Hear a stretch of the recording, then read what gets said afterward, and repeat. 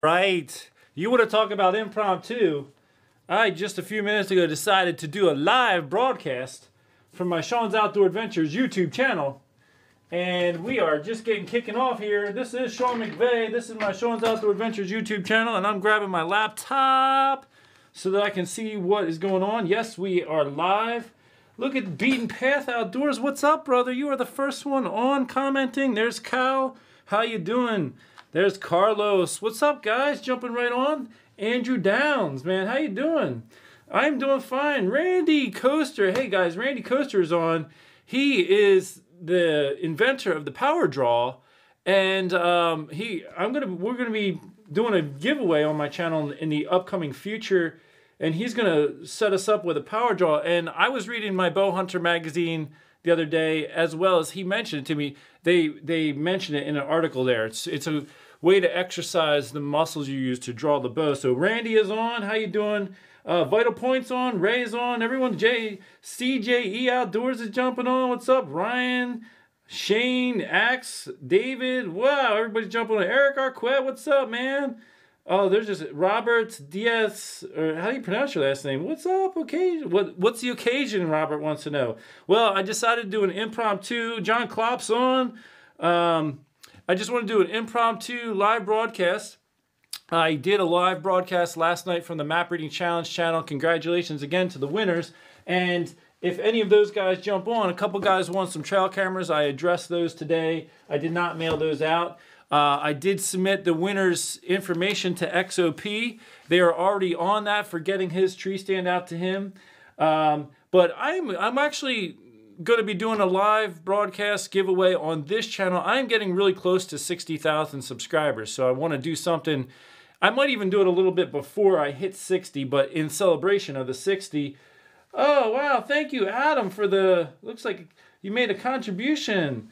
So you're new to the show. Thank you, man. That's very nice of you. I guess that's the super chat thing. Well, thank you. Anyway, so, gosh, I just feel so blessed. Thank you for doing that. So anyway, I'm going to be doing a giveaway on this channel, and who knows what all is going to be in it. I do know that the people from the Allen Company have been in touch with me, and they are doing a big promotion for their turkey gear. What's it called? It's slipping my mind. I think it's called Striker. I'll have to. I'm just drawing a blank because I've got so much going on right now. Anyway, they have a line for turkey gear for that, and so they're sending me some stuff. And I said, hey, I'm going to be doing a giveaway pretty soon. Could you give me some stuff for the fans? And so they said, you know what? We're going to send you 2 of everything. You keep 1 and give the other to your fans. So I'm excited. We got some stuff coming in that we giving out. I've got some other companies that have been reaching out to me lately. And so we might be doing some fun stuff, some giveaways of that. I did mention in a recent upload, I'm looking over here because I got a couple bows sitting on the ground. So here is the Bear Cruiser G2. I purchased this with my own money. It's not something a company gave me. I purchased this and a couple bows for my kids. So I got the Bear Cruiser G2. I got the Diamond Infinite Edge Pro and the Diamond SB1. It's a Diamond Edge SB1. So I've got those 3. And actually the SB1 is on back order. I'm waiting for that. But I want to do some in-depth reviews on those bows. I'm going to give them to my kids to shoot and give some data. And then I'm going to start a new list of code words. So like in order to reward the people who actually watch my channel, I once in a while have been dropping code words in the videos. And the reason for doing that is that you guys who are watching can write those down. And when I do a giveaway, you know, whoever I call on the live show has to say what the code word was on the video that I call out. What, you know, and I started doing that because in some of the giveaways, we had people jumping on who heard about the giveaway but weren't really following the videos. And for those of you who are on right now, for those of you who are watching my videos, I want you to have them because you're the people who've been supporting me. So it's my way of thanking you. So that's why I started dropping those code words periodically. And so when I do that next giveaway with the Allen Company stuff and whatever else I have to give away at that time, I'm going to use up the code words that have been in, and I probably started it about roughly 6 months ago. I'll use up the code words from that, and then I'm going to start a brand new slate.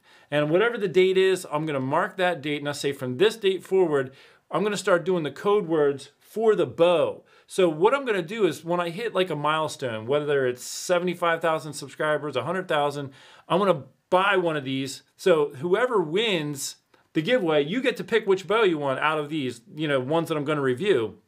And I'll buy it and send it to you. And that's my way of just being thankful to the viewers. And so let me look down. There's a whole bunch of comments popping up. Any chance you might try some public land in Missouri this year, bow season?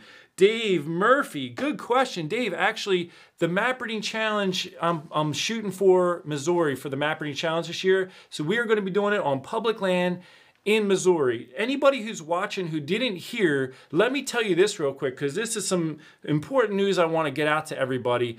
I'm changing some things up for the map reading challenge this year.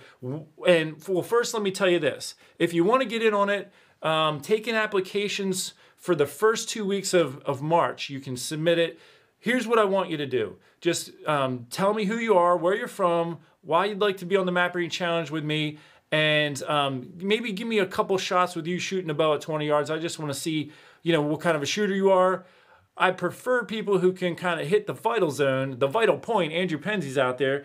I prefer people who can hit the vital point. And so that's what I want to see. Can you do that? Because when we're on a hunt like the map reading challenge, we need people to be putting the arrow where it needs to go, because it's exerting, and we need those deer to go down quickly. We don't want to be spending days or whatever trying to find a deer. So that's what you do. So if you have a YouTube channel, you can upload it to your channel and send me the link. Just go to Sean'sOutdoorAdventures.com, send me the link, and tell me, hey, I'd like to be considered for the Missouri Map Reading Challenge. Now, here's where things are going to change up. And there's some exciting stuff going to be going on in the Missouri Map Reading Challenge that I've never done before. Always trying to add a little something fun in there. So it's definitely going to be exciting for those of you who want to be part of that. Jace Outdoors is on. Welcome, Jace. Hopefully you're going to be doing some projects with Vital Point and Jace Outdoors this year, so you're going to see those names coming back around.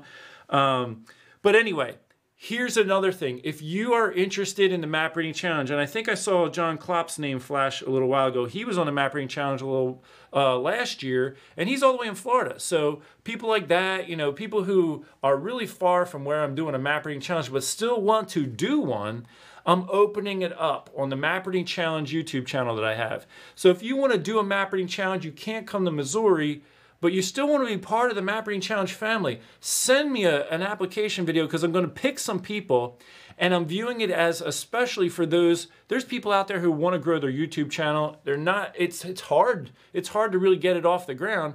So it's going to actually be a collaboration opportunity for them at the same time of being part of this whole family of the Map Reading Challenge.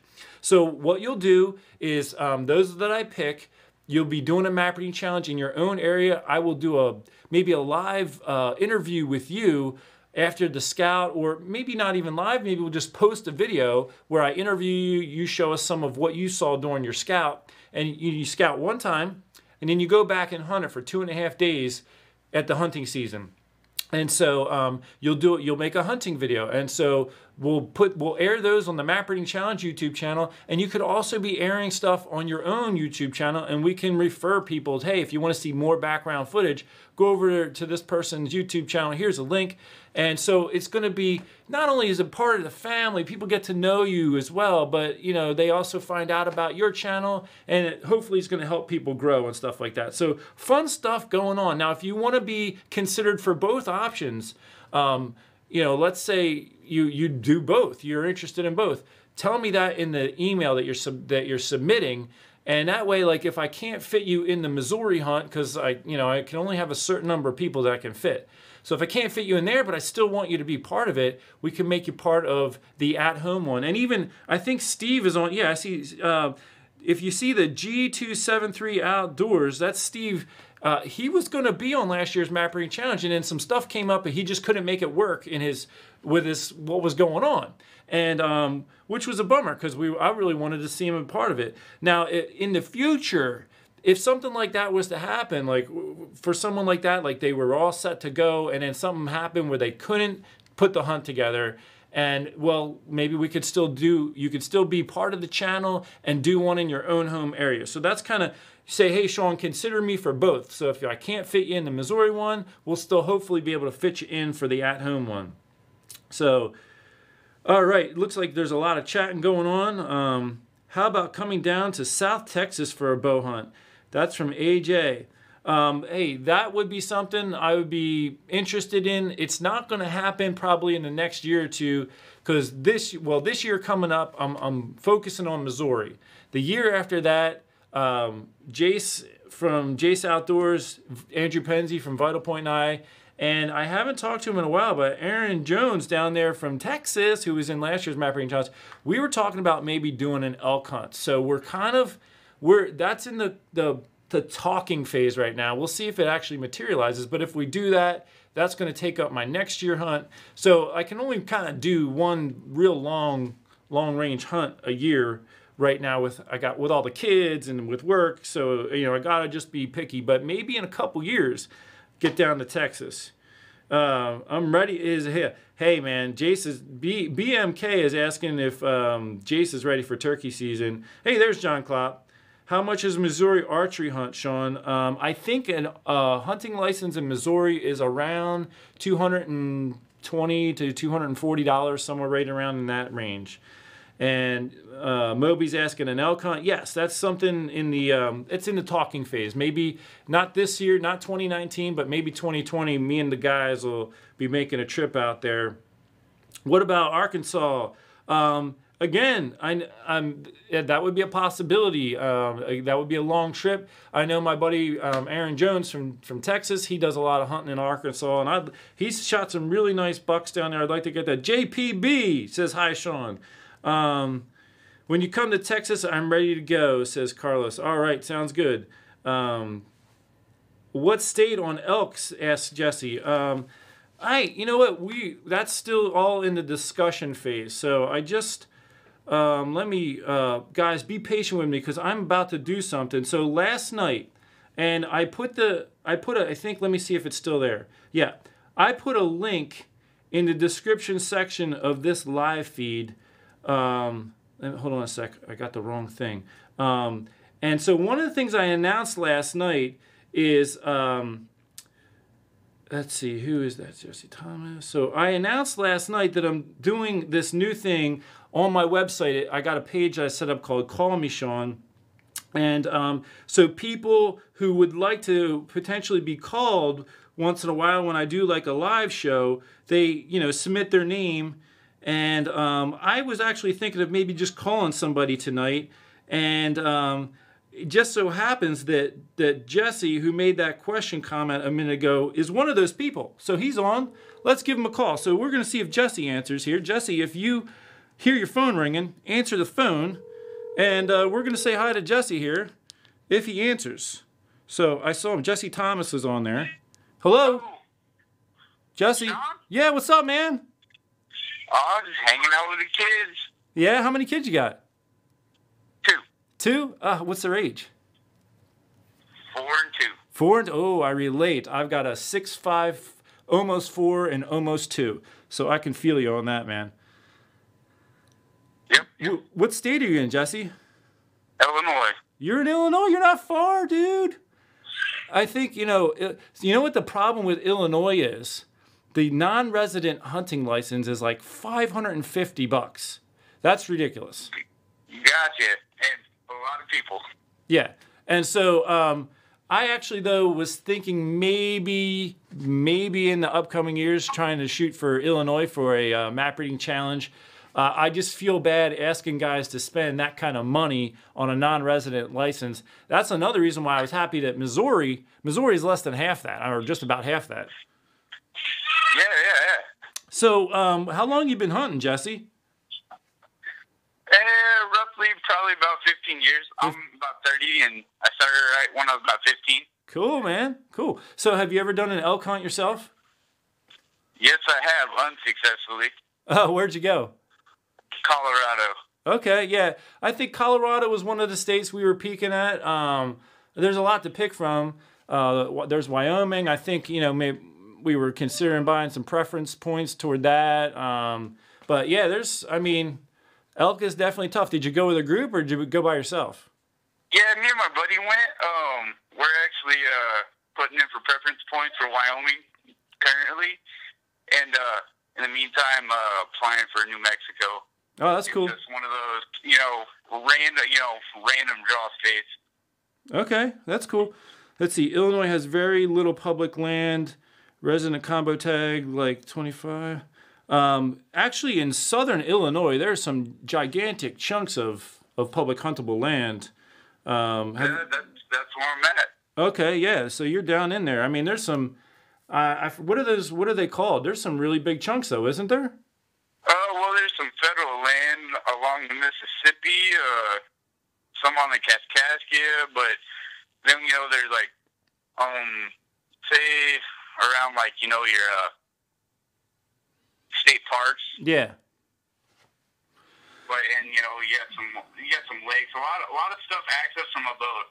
Okay, a lot of boat access. I just saw Randy made a comment. Randy Coaster, who I mentioned a little bit ago for the Power Draw, he's in Illinois, I believe. You moved it, and he said there's a lot of public land in the south. So, yeah, southern Illinois is, if you're thinking public land, it sounds like down in there is where you got to kind of be looking. Shawnee National Forest said JPB. Yeah. I mean, that's down the road, but it's very widespread depending on where you're at. I know a couple of people that live in Missouri that come across and pay the out-of-state tag just because there's so much more ground, where the southern part of the state compared to the southern part of Missouri. Yeah, okay.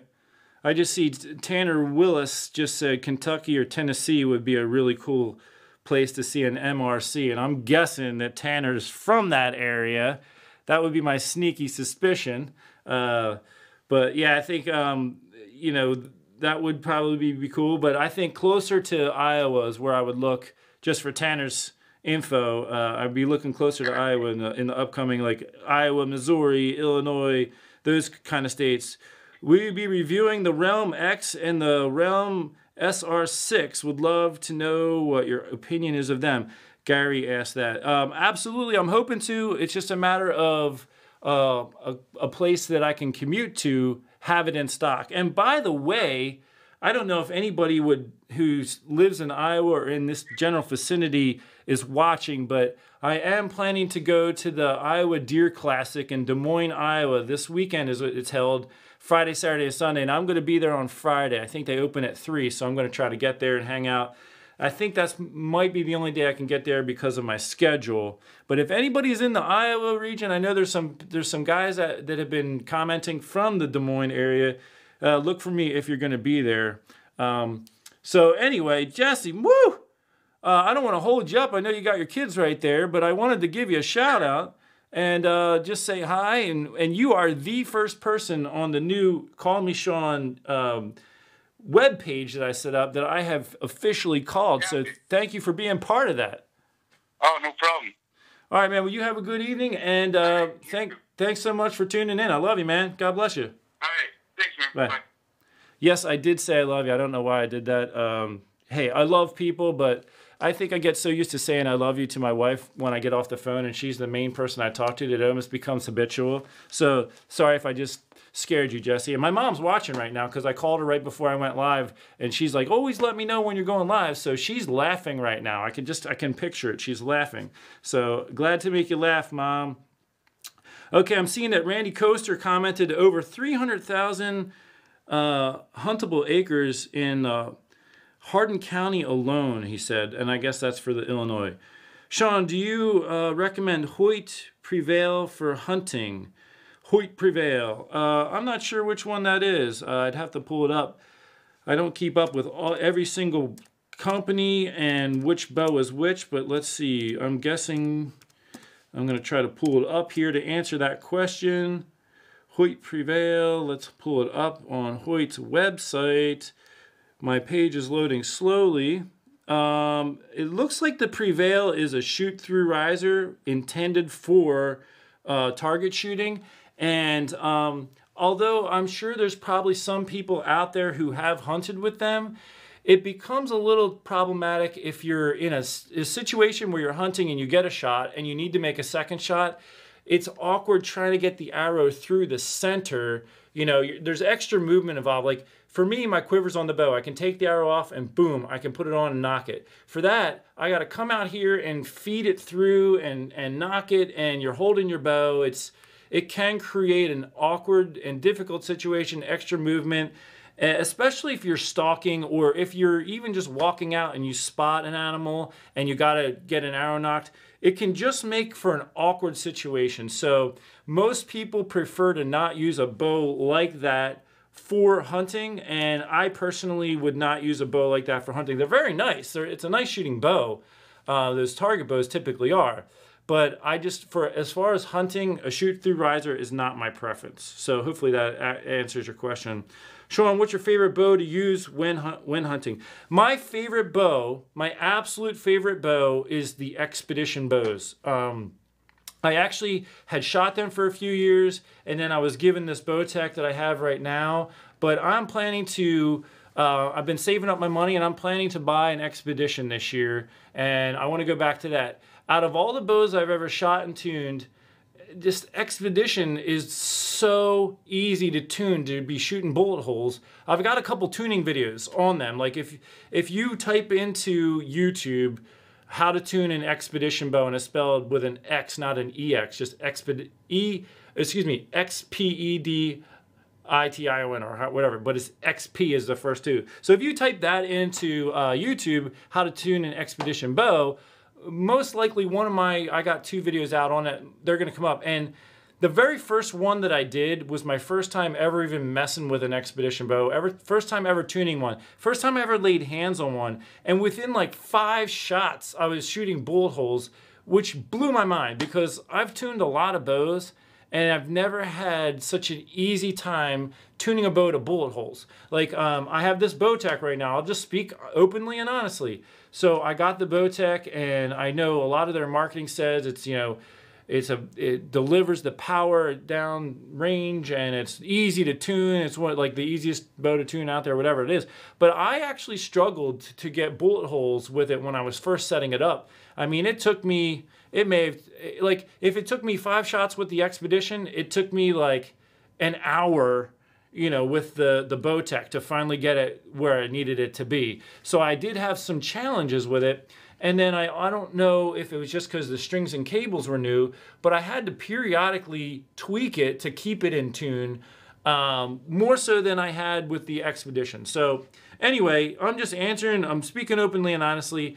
I'm personally going to choose Expedition, and whatever. I mean, I've reached out to them a couple times. I've had a little bit of communication with them because here's me. Okay, I have a conscience and I want to live by the conscience. And when it comes to like compound bows, even if a company approached me right now and said, we want to pay you to shoot our bow, and if they want me to say that they have the best bow, in my conscience, I can't, unless it's a bow I haven't shot and I suddenly do like it the best, I can't in good conscience say this is my favorite bow. Because my honest opinion, for me as a person, my favorite bow is the Expedition bows. And so I couldn't do it. And so I actually contacted them because I thought, hey, if there's a company that might work with me so that I could speak with my open conscience, I would have to shoot Expedition. So I don't know if they're gonna open anything up to me. I submitted some information to them for them to review. That was actually just this week. So I'm leaving it in God's hands. You know, whatever God wants. But that's actually my favorite bow. That's what I want to shoot this year. So, who was the most influential for your start to hunting? Asks M.I. Mike. My father. My father got me shooting bow and arrow at the age of 4, and I loved it. I was kind of obsessed with it as a kid, and I mean, I would just, if anyone's ever heard of the book I wrote called Becoming a World-Class Hunter, A Bow Hunter's Spiritual Journey, That's how I start the book. I talk about those early years where my father put a bow in my hands and was teaching me how to shoot. And I just grew up with a bow in my hands. And then when I became of legal age, back then, you couldn't hunt until you were like 12 or 13, whatever it was. And you had to be able to shoot 40 pounds as a minimum. So I had to wait until I was that age and could pull that much for a bow to go hunting. And it took me 4 years to finally get a shot at a deer. And I got the deer, praise the Lord. And it was, oops, I got a mess over here. This buck right here, he's a 5-point. But I talk about that in the book, and my stuff just fell. Hold on, let me pick it up. So without a doubt, it was my father who got me into hunting and archery. And without my dad, I don't know if I would be here right now. But because of my dad, I grew up with it, and I gained so much knowledge. Like, I would go out hunting, and if I wouldn't get a deer, I would go home and analyze the hunt and say, okay, what can I do differently to be successful next time? And I did that every year for the past 30 plus years. And that's how I became a knowledgeable hunter and a good hunter. What I learned in those first like 5 to 10 years of hunting is you can read every magazine and every book, and you can have head knowledge. But it's not until you get out there and get the in-the-woods experience knowledge, that's when you really, really mature as a hunter. Because when you learn from your mistakes, those are the painful lessons that really stick with you. And that's what really makes you a better hunter. So, you learn a lot from my videos, some of you say, and some of the things you read, and that's a help. But really, you getting out there and just digging in and giving it your all and sticking with it and working at being better, that's how you really grow and mature as a hunter. So I'm looking at, Brandy said, would you recommend Diamond Edge SB1 for me as a beginner? I'm 11 years old. And absolutely. I think bows like the Diamond Edge SB1 is a great bow, and that's why I'm buying that bow. I bought that bow for my she's going to be 4. And I'm going to get her as soon as she's able to pull it at the lowest poundage and get it all set up for her dog, I'm going to get her shooting. And that's the type of bow that she can grow with. If let's say she starts really shooting it a lot by the time she's 7, she can shoot that bow till she's 17. Just take care of it, replace the strings and cables periodically when it's needed. Another thing I think I have it over here. Get yourself a tube of wax. I have a video called How to Wax a Bowstring, so you could type that in, How to Wax a Bowstring, Sean's Outdoors, and hopefully that'll pop up in YouTube and you can get that video. But get a thing of bow wax. Wax your string, periodically it depends on how much you shoot. Once a week, once every couple weeks, depending on how often you're shooting. But at least you wax it and you work. I usually get some leather and work it into the string. I rub it on the string real fast so it melts down and goes into the string. And that helps the life of the string. And a bow like that, if you take care of it, it could last you a long time, and you can keep changing the draw length and the draw weight as you grow. So I definitely say that would be a good bow for you, Brandy. Good question. Let's see. Bruce said he's a huge bear fan. It's all I've ever owned, but I don't think I'd like their new bow. The Perception, it's a shoot-through bow. Okay, and that might be intended for target shooting if it's a shoot-through bow. Have I ever hunted in Connecticut? I have not hunted in Connecticut. I actually, before this all came up, and those of you who are watching, it was less than a year ago. I was at my house in Pennsylvania, and if you said, hey, Sean, this time next year you're going to be living in Iowa, I would have been laughing my brains out. Like, you're kidding, right? So here we are, we're in February. I don't think it wasn't until March that I had a bad day with the kids and I decided I got to get out of here. I went on the internet and did a job search, and this job popped up in Iowa, exactly in the field that I want to do. I wanted to work for the church. I had just finished my master's degree in theology, and I just submitted my resume. Didn't really foresee anything happening, and here I am in Iowa. So, but getting back to the source, I didn't expect to be out here, and there were some states along the East Coast that I definitely wanted to try, and Connecticut was one that I hoped to get to at one point, but I don't think that's happening now. So JPB, have you tried the Expedition Mako? Not yet. The local dealer I called the local dealer to try to set up a bow review. He just got it in. So it's just a matter of me coordinate a time in our schedules where we can make it work. But unless he sells it before I get there, that will hopefully be in the reviews coming up in the near future. So stay tuned for that. What is my draw weight? I like to shoot at 65 pounds myself. Usually around 65. Sometimes I shoot, depending on how aggressive the cam is, I may shoot anywhere like 62 to 65. The more aggressive cams, I'll drop it down a little bit. Like when I had a Bowtech Insanity back in 2012 when that came out, that was a really aggressive draw cycle, and it actually hurt my shoulder. So I dropped that one all the way down to like 62 because it really bothered my shoulder to shoot that, because I do have some shoulder problems. And actually that came from when I was 17. I had a Bear Whitetail 2 compound bow. It's actually in the other room. And being a 17-year-old, the most weight I had ever pulled was 40 pounds because I had a 40-pound pull bow, and it was it before I got that bow. And I decided to crank it all the way up to 70 just to see if I could pull it. And when I did, I heard all kinds of tearing in my shoulder as I pulled it back. Now, I didn't think, okay, something's tearing, let's stop pulling. I was just pulling through, and I was like, whoa, that's not good. And I got the full draw, and I was like, okay, well, I can pull 70, but I massively tore the rotator cuff, and it's been an injury even to this day, so I have to be careful how I pull, and it hurts if I get hit certain angles, and especially when I get right in here, sometimes it makes this pop, and I do have some issues with it, so that's unfortunate. But that would be my advice to any of you out there. Don't try to pull as much weight as you possibly can, because even if you can do it with your muscles, you still have your joints and everything to worry about. And that's what goes for archers. It's the joints that start to wear out on people, not your muscles as quickly. So any way to tune the Bear Kuma to make the letdown a bit less jumpy, perhaps more like a Hoyt Power Max, if not the Prime CT3. I have not done any tuning with that particular bow. So if it has a difference in the let-off, let me just take an example. Let's say there's a bow that has a 90% let-off and an 80% let-off setting. If you're at the max let-off, drop it down to the lower one, and it will come off the back wall easier. So those Hoyts typically have a lower let-off. Traditionally, Hoyts were often coming out a 75% let-off, which is what made them come off the back wall so easily.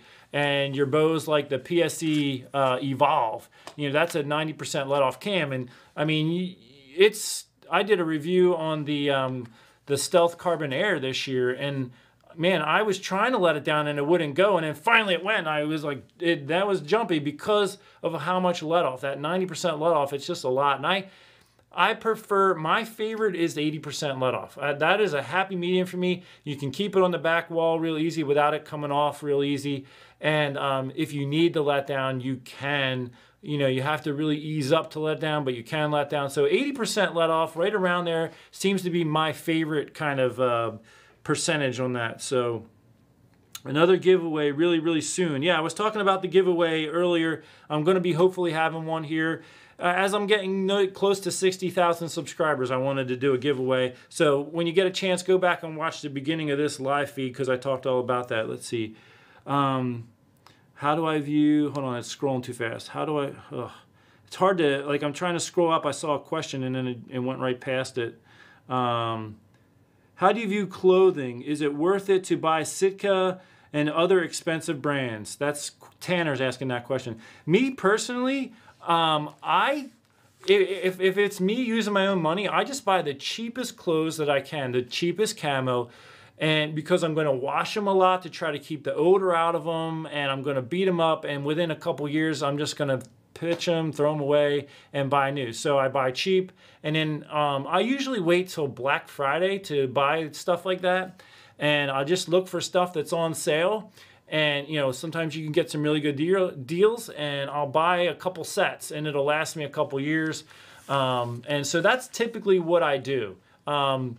If you're looking for gear to keep you warm in the cold, though, that's where it's worth spending some money. You need some good gear that has good wind breaking capabilities. That's a huge thing.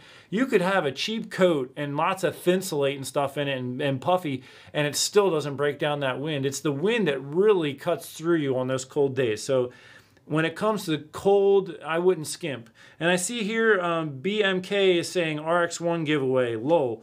If Hoyt was to give me an RX1 to give away, I would certainly do that. I don't have the funds to go buying a $1,000 bow to give away. I can afford, a $400 bow, I can stomach that, like the ones I was holding up earlier in the episode, which I'm gonna do. But you know, $1,000, that's just a little too much for me. So let's see here.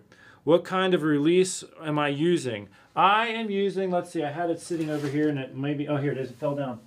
I'm using the Spot Hog Whippersnapper. I love this release.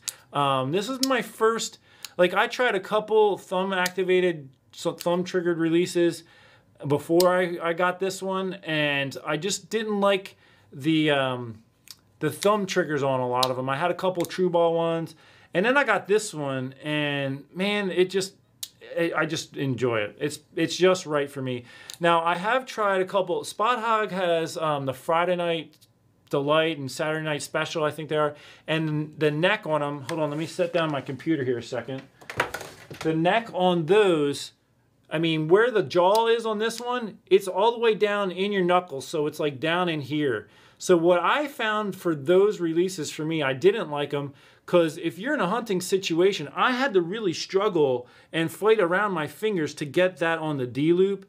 And if I'm hunting, I don't want to be struggling like that. This one, the receiver for the D-loop is above my knuckles, as you can see. And so it's easy for me to get that on the loop. So I use this. This is my primary one. My backup one, I have this. This is a True Ball. This is this True Ball Short and Sweet. So I've had this for years, and the reason why I had been using this is, for me, my style of anchoring, I like a swept back trigger.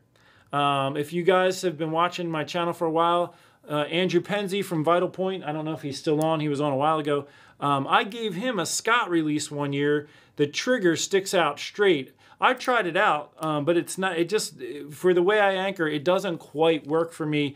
I have to reach too far. Having that swept back trigger, I don't have to reach as far with my finger. So when I'm looking for a release, a strap-on release like this, I look for something, for me personally, with a hook on it, because I film my hunts. So what you got to do is, if a deer's coming, you're filming, you got your camera arm over here, and you're trying to get footage, and then as it's getting close, last minute, you're clipping your release onto the string. And in 2012, I was out in Illinois on a hunt, and I shot this one 8-pointer over here. Let me just scroll over. This buck right here, awesome, awesome hunt. But he was coming in, and I was trying to get the release on at the last minute. This was back before I switched to this style, and it was one of those caliper clamp-on kind, and I was having trouble. And when it went onto the D-loop, it clipped on the loop itself, so I had to push it, and then it went click, and the buck looked up, and I'm like, oh. And I almost ruined the hunt because of that. So that was the last year I ever used one of those kind of releases. So now for me, and if you're somebody who films your hunt and you want a wrist strap style, I strongly encourage you to go with this hook style, because you can feel that hook with your thumb. And if you're filming and you're watching the deer, you can let go of the camera arm and you can feel your D-loop with your thumb and get that hooked right on your D-loop, and you're ready to go without having to take your eyes off the deer, and you're not making any click noises. So that's why I use that style when it comes to a wrist strap style. And this past season, I was planning to use my whippersnapper, but I lost it. And I don't know if one of my kids picked it up and carried it off, or if I just misplaced it. So I spent the season using this, and after the season was over, I finally found that. So I'm back to when I do my practice shooting, I'm using my whippersnapper, and I really enjoy this release. I mean, it's just it's such a crisp release. I enjoy it. So that's my favorite release, and that's my long-winded answer to the release question. Let's see here. My opinion on single pin movable sight versus multi-pin for hunting situations. I get asked this a lot by new archers. Thanks for all your hard work. Keep doing what you're doing. And that's from River Rat. My personal preference is a multiple pin sight. I'm looking, I got my bow on the floor over there. I pick it up and show you. Right now, for years, I've been shooting with a 5-pin sight. So I can shoot out to 60 yards with that sight. The reason why I like a multiple pin sight is especially, well, also I'm filming hunts. And I've got a lot of stuff going on. I don't need one more thing to be moving around, which is a movable sight pin. So if the deer's coming in and it spooks and it runs out and stops and it's at 35 yards, well, I know I can put my 30 pin just about right on because the deer's going to squat. So right about 30 and I'm right on. I mean, I've had some really awesome heart shots doing that way. But if I had a single pin and it's set at 20 yards or even 25, it's going to be more guesswork. Okay, where am I going to hold my 20 pin now that deer's 35? I don't have time to move my single pin. And that could cost you a good buck. I mean, you can have a good buck who's chasing a doe and then something goes wrong, or he's just chasing. One minute he's here, and then now you don't have a shot right here. And then by the time he's out at 35 yards, now he's turning broadside. Well, now you got to move the sight again, and now he's running after the doe again. So for me, I am a multiple pin sight guy. And I remember going through my bow hunter education course, and the guy was like, oh, I just use a single pin. The multiple pins is just too much and distracting. And when I heard that, I'm thinking to myself, hey, whoever's listening, don't let that get to your head. If he can't handle a multiple pin system, that's on him. But it's a lot in your training. So here's what I do. And I have a video called How to Train for Bow Hunting Season, I believe it is, on my channel. You can maybe type in like you on YouTube, say, how to train for a bow hunting season, Sean's Outdoors, and see what pops up.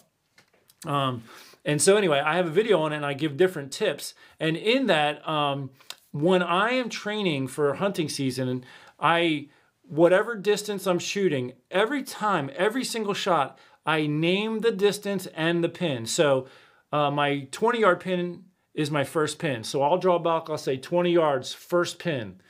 And if it's a 40-yard shot, I'll say 40 yards, third pin. I do that in my training every single shot so that when I'm in a hunting situation and I know the yardage, I'm going to do the same thing. I'm going to draw back on that deer, 35 yards, third pin, between the second and third pin, or 30 yards, second pin. I'm going to do it just like I do in my training every single time I shoot.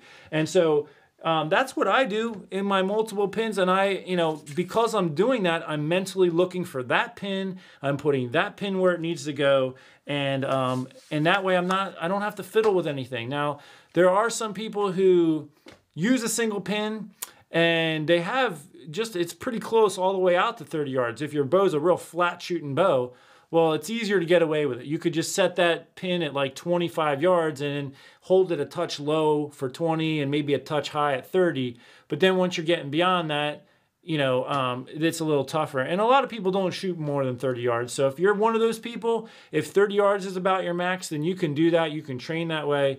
But I like to have my options open. So it looks like Hoyt Shooter 1990's got a Wise Guy, and he released and he thinks it's great.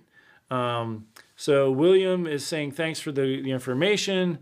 Do I use a rangefinder? Absolutely. A rangefinder is one of the most important pieces of equipment that you should be bringing with you as a hunter. And I prefer one with angle correction because I do most of my shooting out of a tree stand. And even though it might only be a few yards difference, I want to know with as most precision as possible how far the deer is or the animal is from me. Because if I can get that and I know how to aim my pins, man, that animal is in serious trouble. But if I'm guessing the yardage, well, now everything is called into question. So what I do is I get up in the tree stand and I start ranging different things. I get landmarks. There's a blown down tree. Okay, that's 30 yards. So if the deer's, on this side of it by around that far, I know in my head that's 20 yards. So a lot of times I do my ranging in advance and I get some key spots. And then when the animals come in, I say, okay, that tree was 30 yards. And now I see how close that deer is to that. I know how to aim. I try to do that. Sometimes you know, I don't remember. And so I'll be ranging when the deer's coming in, but I don't like to have to do that because that's one more thing. I'm filming and everything else. So, but absolutely, rangefinder is one of the most important. Like, I would rather have a rangefinder than a grunt call because, you know, I mean, a grunt call is very helpful and you can bring in deer, but if you can't tell how close they are, you know, it's real hard to make a good quality shot, and that's the important thing. So, yeah. So, Outdoor Gamer said, I am serious. All right, I'm serious. All right, Eric Arquette's out. God bless you, Eric. Thanks for tuning in. So someone just got a new TrueFire. Anybody got any other questions before we sign off this awesome live feed we had, this impromptu live feed? I just want to say thanks to everybody who's been watching my videos. I'm humbled. I feel very blessed by God. I just don't even know how this has happened. I uploaded my first video, I think it was in 2010, and it was because I was bored. And I just needed an outlet to do something I felt like doing. So I uploaded a video on like archery, you know, just how to shoot a bow or something, or, you know, tips to improve archery accuracy, one of those types of videos. And I didn't ever expect it to go anywhere. I just uploaded a video. I was bored, and then I uploaded a couple others, and then as the years went by, I was like, wait a sec, I've got 5,000 subscribers. What's happening here? And then, you know, time went on, and all of a sudden I'm almost at 10,000. I'm like, wow, like maybe I need to start paying attention to this. And as the years have gone by, I've tried to do a little better, pay a little more attention. I've tried to do more for you who are watching, and try to be more aware of you and view as a family. Like when I first started out, I'll just make this video and I'll upload it. But I've been trying to, you know, be attentive to people. And there's a question from BMK, am I mounting my Iowa buck or having it done? If you guys want to check out the pictures of my Iowa buck, I'm doing it myself, and I uploaded a few pictures on the Sean's Outdoor Adventures Facebook page.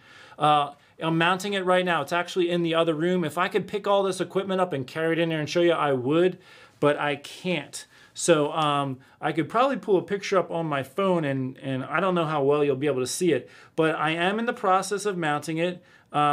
Here is, I don't know how, like the video camera I'm using to shoot with right now, I can't put it on autofocus because it constantly goes in and out of focus. So I have to put it on manual focus it on me, and then run the video. So if I go like this, it's going to get blurrier and blurrier. But that is the mount right now. I'm getting close to the finish on it, and so pretty soon it's going to be out here. You're going to start seeing it in the videos. My plan right now, for those of you who are watching, is I'm probably going to put the new buck, the 9-pointer from Iowa here. This is actually an Iowa buck too. So I went from a 7-pointer to a 9-pointer. I made a step up. And I'm going to move my 7-pointer over, and my 6-pointer. This is a giant 6-pointer, by the way. This is a 4.5-year-old deer, and very respectable. I'm really still proud of that deer. 6-pointer, and awesome, awesome hunt. That's in my Becoming a World-Class Hunter book, that story. But I'll probably move him over and maybe rearrange some of this and try to just, you know, fit it all on like that. So that's sort of the game plan right now for the deer mount, and it's getting close to the end. So check out the Sean's Outdoor Adventures Facebook page. If you haven't liked the page, I don't really do much with the Facebook page. I mainly focus on YouTube, but I do post stuff there. So if you want to help that thing grow a little bit, throw me a couple likes. I've been stagnant in that for a little while. I'd like to see some more likes popping up on that. Let's see here. It looks like I saw a question mark. It's so hard to scroll. Someone said, do I build arrows with FOC in mind? No, I don't. I am a new archer, just got a bow yesterday, 30-inch draw, 70-pound arrow recommendation. Well, I've always shot Gold Tip or Easton. Those are the two brands I've always shot. And anytime I am getting an arrow, I'll go onto their website and I'll put in like 70 pounds, 30-inch draw, and see what they recommend. And then I'll look at my price range, what I can afford, and I'll take from their recommendations. So I would encourage you to do that. They have an arrow selection guide or tool somewhere usually on the homepage. That's what I would encourage you to do. And me personally, I've just been shooting Easton and Gold Tip for all these years, and they've worked out well for me. I keep snapping off kisser buttons. What's a good one? Wow, so I don't know exactly what's happening that they're snapping off. Are you clamping them on above and below it with a clamp and getting it on snug? If so, it should stay on. And if you're not clamping it on, maybe that's the problem. There should be a little C-clamp or a little clamp that goes above and below where the kisser part is. And you just clamp that on nice and tight. And it should be on the serving. If it's up on the string, I don't know, it could probably slide around easier, but if you got at least one of the clamps on the serving, it should stay in place, but make sure you're clamping it. So here's a guy, he's coming from the Wise Guy release. He just bought the Whippersnapper, but it seems he's shooting worse with it. Should I stick with it or stay with my Wise Guy? If you're shooting worse with it, I mean, I would say go with what works for you. Everybody's different, and it could just be with your anchoring. So the I'm trying to remember which one was the Wise Guy. Is the Wise Guy a wrist strap style? I think it might be. Let me grab this. So with a wrist strap style, when I'm anchoring, I'm kind of like this. So I kind of have my hand like this, and I try to anchor it in. Depending on a lot of the factors. My hand's somewhere in here. With one like the Whippersnapper, I try to put my knuckles right here. This is a solid place. So it can depend on how and where you're anchoring. So if you're using something like this, but you're not creating a good solid anchor and this is floating around, your arrow is going to be all over the place. Like if I anchor here this time and I anchor here the next time, that arrow is going to go way higher than the previous shot. So if this isn't super solid, then your shots you're not gonna be as accurate. But for me, the way I shoot, I can get a more solid anchor putting my hand right like this and triggering it than I can with holding my hand with the other one, where I'm like, there's just a little more play that can go on in here. So it's harder to be as precise and solid with the anchoring. So, but if one's working better for you, I would say go with what works. I mean, you don't have to shoot a different release. Someone just got into, so Nick P just got into hunting a few years ago and didn't know any hunters, so he watched my videos and he got his first 2 deer this year. Congratulations, thank you. Any other things you think I could do? Well, Nick, there's so much that could be said there. I don't know what it is you're doing or not doing. There's always things we can improve on though. So when you enter the woods and when you leave the woods, ask yourself, what could I have done to make that an even more successful hunt? Even if you got something, but especially if you didn't. And go through it. What happened with the wind? With my approach, did I pass deer on the way in? Am I spooking deer by trying to enter this way? Do I need to try to find a different way? So ask that question. What could I have done to be more successful on this hunt? And make sure you force yourself to come up with answers and then try to implement those in the future. How do you hunt public land without seeing people? It all depends on how much public land you have to work with. I would say when I look at maps and aerial photos, one of the questions I often ask is, where would no one else think to hunt? And then I start honing in on that spot. So if you can ask yourself that question and come up with an answer, that's a good place to start.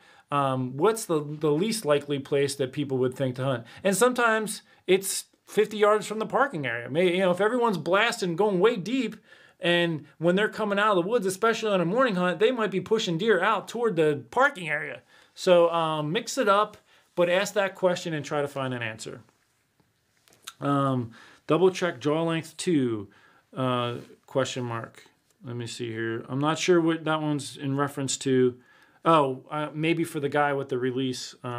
Yeah, I mean, if you're anchoring a certain way with a finger release and then you got your handheld release and your hand's up here, you might want to lengthen the draw length so that your hand's back here. Or if your hand's back here, you want to shorten it. So you might need to make some adjustments so that your hand is anchoring in a solid location right behind the jaw. That's what I would recommend anyway. New York Hunter, Corey, what's up?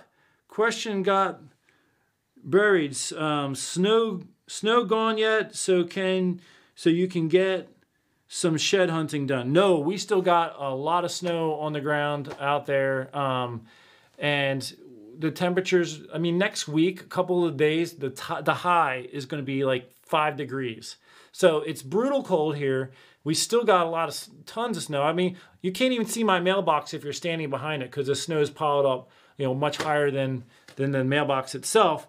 Yeah, no shed hunting in the immediate future. It's probably going to be at least, 3-4 weeks till we get the snow melt, it seems. So, but I'm looking forward to it, Corey, and I'll be calling you on the phone when that happens. Micro diameter arrows, ? I don't really get into all that stuff. I mean, some people do. Maybe you get better penetration with the smaller diameter, but to each his own. All these regular carbon arrows have worked for me. I've been hunting with them probably since 1990. Here we are. We're almost in 2020. I mean, we're talking almost 30 years. It's worked for me. I don't feel the need to change anything. I mean, they're always trying to come out with something new. If you're having issues and you want to try something different and you want to try the micro diameter arrows, hey, go for it. But if it ain't broke, don't fix it. I've been doing just fine. I've been killing lots of deer with just your regular diameter arrow, so I don't really subscribe. What arrow weight do you use for hunting? My hunting arrows right now are around 450, 430 grains. When I shot this buck that season, I hunted with 350 grains because I was doing a lot of IBO shooting that summer, and so I had like 325, 350 grain arrows. I was shooting at 65 pounds. And if you watch the video on this was my Iowa public land hunt. It was probably about 2 years ago. If you typed into YouTube, Sean's Outdoor Adventures, Iowa public land hunt, you'll probably find that. I shot through this deer and the arrow went like 7, 8, 10 inches into the ground. And it was with a 350 grain arrow. The key for me is I had a G5 Montec, which is a fixed blade, razor blade all the way to the tip.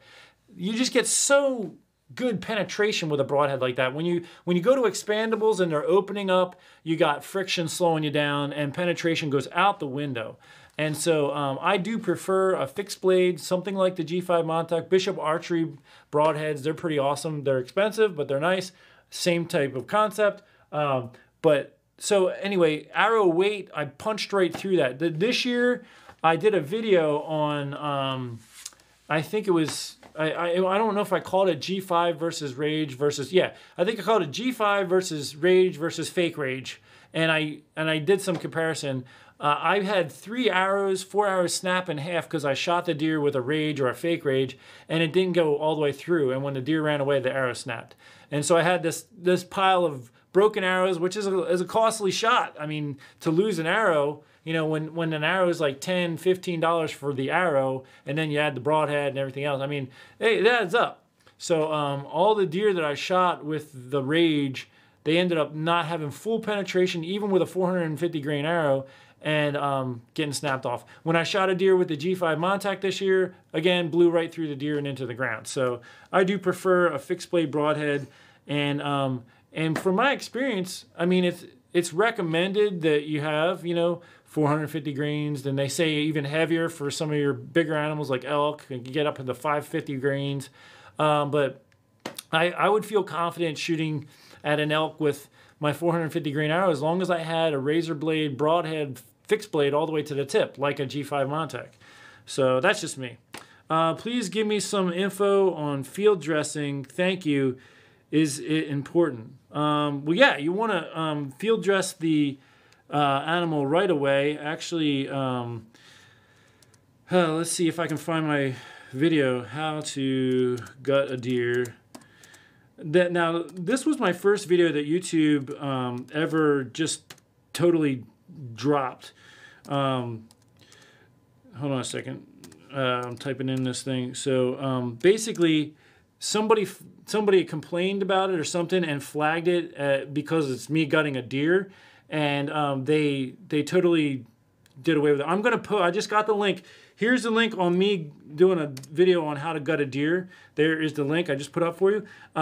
It's very important to gut the animal out immediately because you want the meat to cool down as quick as possible to prevent spoiling. So definitely when you harvest an animal, you want to tag it and gut it. Those are the first two things you want to do. I mean, obviously you want to celebrate too, but tag it and gut it, it's very important. So definitely gut it out right away.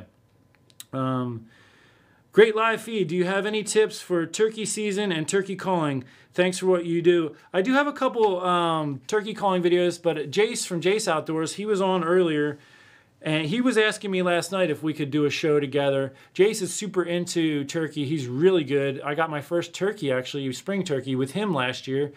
And so we're going to probably do a show together on my channel here on turkey calling. So if you just stay tuned, we'll give you some tons of information on that, and we'll do it at that time. Let's see. Man, we've been on for almost an hour. I'm gonna pull us to a close here in a minute. Any tips for public land hunting in Florida? So Florida's pretty flat and it's very hot, so there's challenges. I would say the biggest thing, no matter where you're hunting, is try to find key food sources. I know there are lots of pine forests in Florida, which makes it tough, and into areas of Texas. But if you can find some food sources that are going to create honey holes, little pockets where it's going to really draw the deer, that's going to, excuse me, I had a burp. That's going to really help your chances of success. So the biggest thing is try to find some food sources, try to figure out what those deer are eating. If you can find some oak trees, especially white oaks, man, really hone in on them and watch for the deer sign around them. So that would be my suggestion, is try to find good quality food sources if you can. And it's tough. That's just boots on the ground. That's out there scouting, and watch out for those snakes and things like that. Wear your snake traps when you're out doing that. And watch out for those gators. Okay, let's see. Any other questions? Randy Coaster is making a comment. I hear he's just talking with somebody else. Okay, well, here's a question. Do you have any arrow rest recommendations? My ripcord ace malfunctioned like yours did this year. Right now, I'm shooting the QAD Ultra Rest HDX. I have had those. They've worked for me. If your bow comes off the back wall easy, though, I wouldn't use one of those because I had a Hoyt years ago, and I had the rest not go off on me. And maybe it was just that I came off the back wall a hair without even realizing it, and just that little bit of motion on the rest can prevent it from actually triggering down if it's not in the full upright position.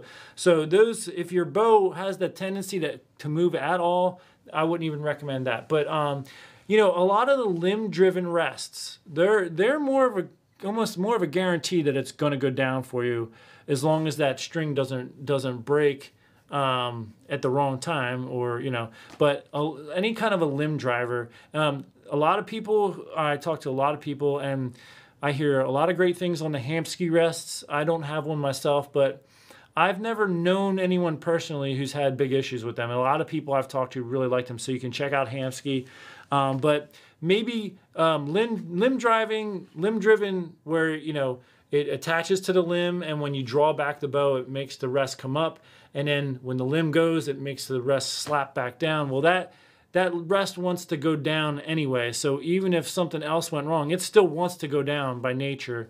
Whereas your QAD and your ripcords, they're running off the cable, so they need to hit that break point at full draw in order for the inner mechanisms to go off. So the limb drivers, they just want to go down, and it's the way that whole thing is going off is preventing it, like with the limb. So yeah, I would say get a limb driver if you're having some issues. What type of quiver do you use? Right now, I'm using Octane. I never really had a quiver that I really liked, though, so that's okay. AAA and Blazer vanes. I've been using full length. Mine are this long. I've shot Blazer vane for years, and they've worked just fine. I mean, I think if your bow is tuned right and your setup's right, you're going to be fine either way, I think. I was shooting fixed blade broadheads with Blazer vanes, and they were flying dead on out to 40 yards, is because my setup was tuned. So it's all personal preference. All right, we have been on for over an hour. My mom is probably saying, come on, Sean, I need to go to bed, if she's even still watching. I love you, Mom, if you're out there. I want to thank all of you for tuning in.